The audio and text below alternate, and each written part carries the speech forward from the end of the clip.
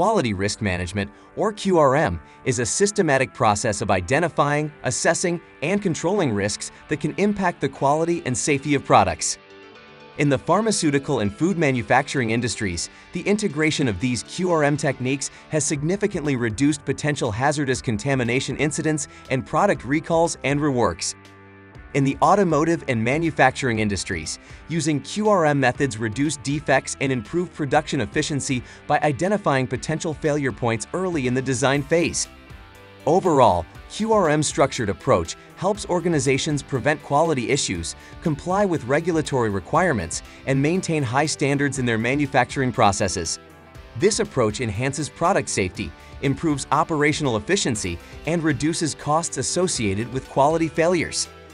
Quality risk management follows a systematic process designed to identify risks and address them through various strategies.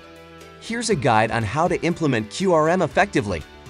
The first step in quality risk management is risk assessment.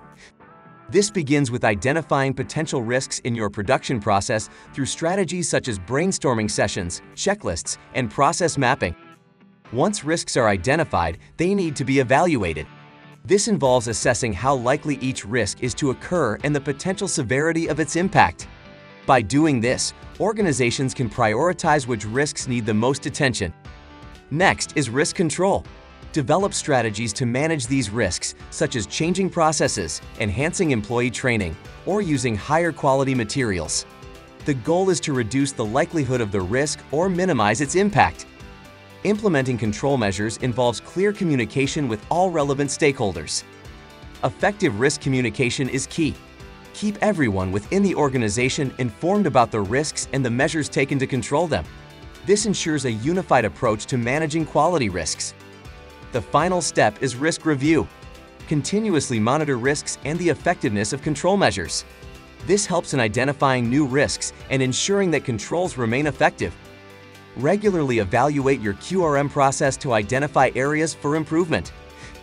Update strategies based on these evaluations to keep the quality management initiative robust and effective.